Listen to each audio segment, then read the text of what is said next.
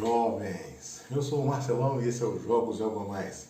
Hoje vamos falar de Tigres e Eufrates, um clássico do mestre Reiner Knizia que fala sobre a Mesopotâmia, que é a região entre esses dois rios aí, o Tigres e o Eufrates. No jogo, cada jogador controla uma dinastia que busca influência nas 4 esferas do jogo. A esfera vermelha, que é a esfera religiosa, a esfera verde, que é a comercial, a esfera azul, que são as plantações, as fazendas, e a esfera preta, que são as habitações, que são a parte política. Para isso, cada jogador tem 4 líderes, um de cada cor. E essas 4 cores são as representadas no jogo. Então você tem vários tiles desse tipo aqui. Então, o vermelho representa os templos, o verde são os mercados, os pretos são as habitações e os azuis são aí as fazendas, certo? A única restrição que existe é que o terreno azul ele tem que ser colocado no rio, ao longo do rio, sempre. Você não pode colocar o terreno de qualquer jeito. Cada jogador dispõe de 4 possibilidades, 4 ações distintas que pode fazer. Porém, na sua vez de jogar, ele escolhe apenas 2. Ele pode repetir a mesma ação ou simplesmente fazer 2 ações diferentes, certo? Então vamos lá. A primeira ação que ele pode fazer é colocar um líder. Ele coloca um líder em qualquer um desses, ao lado de qualquer um desses templos que está aqui. A regra de colocação proíbe que seja colocado numa região de rio e que seja colocado a esmo no tabuleiro. Ele tem que ser colocado do lado de um dos templos. Só existe líder se tiver um templo do lado. E ao colocar do lado, você acabou de fundar um reino. Então, o reino está aqui. Então, você colocou o seu líder. Outra coisa que você pode fazer é mover o seu líder para um outro reino, certo? E a partir de agora isso aqui não é mais um reino, é só apenas um templo. Você pode retirar o seu líder de jogo. Não quero utilizá-lo agora, deixa eu tirar ele aí, certo? A segunda coisa que você pode fazer é colocar tiles, essas pecinhas da cor que você escolher. Porém, tem que prestar bastante atenção porque cada vez que você coloca uma peça, você pode ganhar pontos ou pode dar pontos para outros jogadores que estejam ali. Por exemplo, vamos supor que o jogador Vaso, na dinastia Vaso, colocou o líder aqui, porque você pode ter líderes de diversas cores no mesmo reino. Tá tudo bem, é uma coisa pacífica. Então, um controla a linhagem dos fazendeiros, o outro controla a linhagem dos comércios. Quando você coloca um tile, se você colocar o tile aqui, é um tile verde, isso vai dar um ponto verde para o líder verde. No caso aqui, um ponto verde. Pronto. Certo? Se por acaso eu colocasse um tile azul na parte de rio, o líder azul ganharia um ponto. Então, um ponto azul para o líder azul. Então, não é vantagem eu colocar isso aqui para dar ponto para o coleguinha, Então, seria interessante eu começar um outro reino, ou fazer alguma outra coisa, outra estratégia, certo? A única exceção que é feita é se por acaso eu tenho o líder negro. Se o líder negro está presente, automaticamente, a hora que você coloca uma peça, um tile que não está representado aqui, então se você colocar um tile vermelho, por exemplo, não tem líder vermelho. Então, quem ganharia ponto? O rei, que é o líder negro. Então, o ponto vermelho iria para o líder negro, certo? Então, essa é a única variação que tem aqui no jogo. Então, você pode colocar o líder, mover o líder, mudar ele de lugar. Você pode colocar o tile e você pode colocar o tile aonde você quiser, pode ser sozinho, mas não dá ponto para ninguém nesse caso. Os pontos são depois que quando você coloca o tile, não adianta você colocar o líder depois e querer os pontos, que não existe isso, certo? A terceira ação é você provocar uma catástrofe. Quando você provoca uma catástrofe, cada jogador começa com 2 na mão, você tira um espaço do jogo. Então vamos supor que, por exemplo, essa dinastia dos arqueiros tem aqui um líder desse lado. E isso está incomodando, eu quero fazer algum rearranjo. Então eu posso colocar uma catástrofe aqui, em cima desse templo. E automaticamente esse líder não está ligado a nenhum templo, ele sai de jogo, certo? Então a catástrofe ela serve para isso. E ela fica aqui até o final do jogo dizendo que aquele lugar não pode ser mais ocupado, certo? A última ação, e uma das mais importantes, é a troca de peças. Então, eu estou olhando minha mão aqui e eu não estou gostando pela estratégia que eu estou fazendo. Então, eu vou trocar a mão. Eu pego aqui 2 peças, ou quantas eu quiser, 3, 4, 5, e jogo fora, tiro do jogo, certo? e coleto de volta as peças que eu tirei, né? Pronto, coloquei aqui na minha mão, certo? Então, você pode trocar. Qualquer número da sua mão é uma ação. Essa é a mecânica do jogo, simples assim. O problema é quando tem uma sequência de vários líderes em reinos próximos, nós temos conflito. E então é um jogo que geralmente vai ter uma altíssima interação entre os jogadores.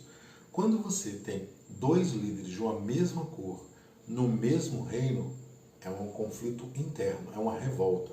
Então, em uma situação que tivéssemos, por exemplo, isso aqui, ó, e eu quero colocar o meu líder vermelho, né? Então, tem dois líderes vermelhos, que são líderes religiosos, disputando a influência vermelha nesse reino. Como que se resolve? O líder que está aqui, leão, está com um templo do lado, e o líder arqueiro está com um templo do lado, está empate. Então os jogadores podem agora escolher peças de sua mão, né, aleatoriamente, escondido, para dizer aí como é que vai ser esse desempate, né, como é que vai ser essa revolta. Então, essa mão aqui é do leão, essa mão aqui é do arqueiro. Quando revela, ó, o arqueiro teria 2 e o leão teria 4. O leão ganhou. Resta ao líder vermelho do arqueiro sair de jogo. E o leão acaba de ganhar um ponto vermelho porque ganhou a revolta, a disputa. Esses tais envolvidos saem de jogo e o jogo procede. Uma outra situação que acontece é quando você tem a junção de dois reinos, né? Então vamos colocar aqui uma situação onde eu tenha essas peças aqui bonitinhas, pronto. E aqui eu tenho um vaso aqui. E eu estou colocando esta peça aqui. Quando essa peça é colocada, eu estou juntando dois reinos. Só que é uma junção de reinos que pode não ser pacífica. E quando é que ela não é pacífica? Essa peça aqui não é computada, por enquanto. Vamos resolver essa guerra. Ela não é pacífica quando nós temos líderes da mesma cor em um mesmo reino. Não pode. Então, o jogador que colocou a peça é considerado jogador atacante, ele vai decidir como é que vai ser a guerra. Primeiro vai ter uma guerra vermelha. A guerra vermelha contra os tiles vermelhos. Então, está aqui, ó, 3 vermelhos contra 1, 2, 3 vermelhos.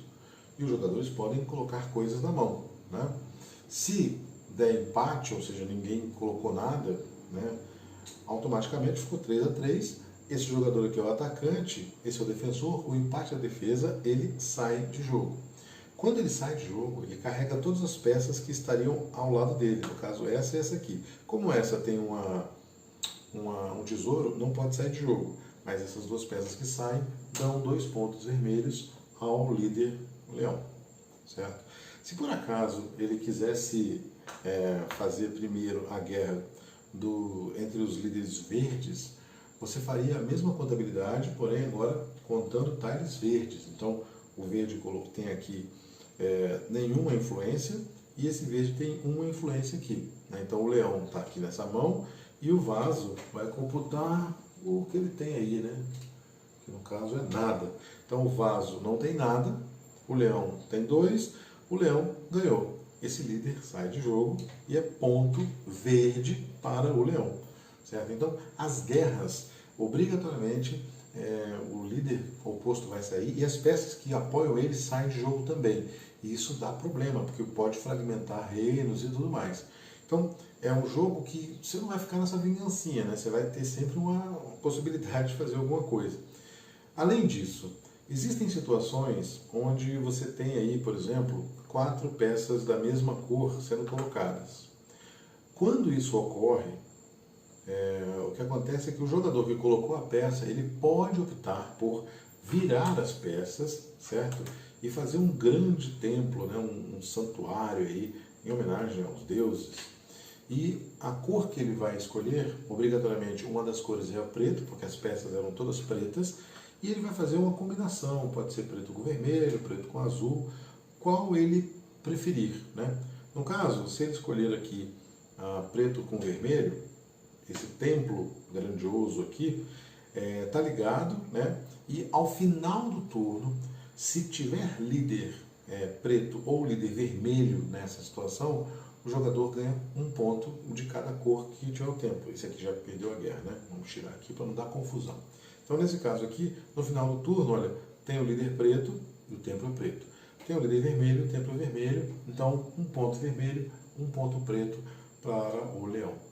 Esses pontos são todos escondidos, tá? Fica aqui atrás do bioma e você tem que ir vendo que o cara está ganhando, o cara está perdendo, né? Esses templos são muito importantes porque é uma maneira passiva de você ganhar isso.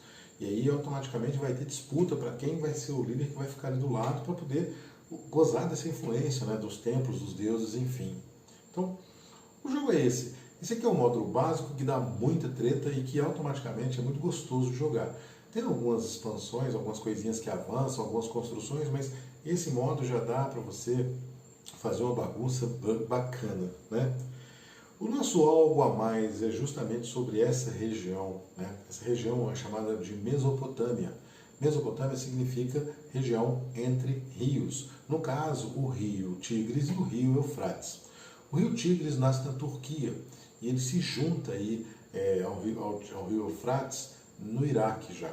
Essa região aqui, hoje, é o Iraque, é particularmente o berço das grandes civilizações da humanidade. Mais de 11 mil anos de história. Então você tem os acádios, os assírios, os sumérios, os babilônios. 1800 a.C. você já tinha aí uma civilização arraigada nessa região. Por quê? Tem muito rio e essa parte de rio é muito fértil. Quando o rio enche, ele deixa aí uma região grande de resíduos orgânicos, excelente para plantação. Então os povos podem fixar suas moradas aqui, porque vai plantar e vai colher bem, né? Então é uma região que sempre foi muito disputada. Não é à toa que juntamente com o rio Jordão e com o rio Nilo forma-se o crescente fértil, ou seja, uma região em forma de crescente que é muito fértil porque tem vários deltas formando. Então, no caso, o Tigres e o Eufrates, eles formam o canal de Chantalarabi, que é uma região muito fértil e automaticamente muito disputada ao longo do tempo. Não é à toa que você tem aí o Egito, a Síria, Turquia, Irã, Iraque, a Líbia, Palestina, Israel, Jordânia, tudo isso está ao redor disso aqui, né? Muita confusão ao longo de todos esses anos de história, né? Além disso, está na Bíblia, né? Na Bíblia é mencionado que existe um grande rio sagrado e esse rio se divide em 4, né? Que é o Fison, o Guerron, o Tigres e o Eufrates. Então são rios sagrados, né, que passavam aí pelo Jardim do Éden, né? Então é uma coisa bíblica, uma coisa muito conceituada. E então você tem uma história muito rica nessa região. Se você quiser explorar geografia, geopolítica, tem muita coisa que dá para você explorar nesse jogo. E é um jogo muito simples, é um jogo que conquista aqui, conquista ali, bota peça. A mecânica é muito simples. Ou você bota uma peça, ou você bota outra, você vê se tem confusão, se tem uma briga, se tem um critério, você disputa um território, né? Um jogo bastante simples, um jogo com mais de 20 anos e que traz uma riqueza absurda se você quiser falar de vários temas diferentes, de civilizações, de história, de geografia, de geopolítica, né? Até mesmo de matemática, dá para você contabilizar aí quantos exércitos vai ter, quanto você tem na mão, a probabilidade que o outro tem, que o outro não tem, enfim. É isso, né? Se você gostou do vídeo, gostou da história, dê o seu joinha, compartilhe com amigos. Sugestões e comentários são sempre bem-vindos. Até a próxima.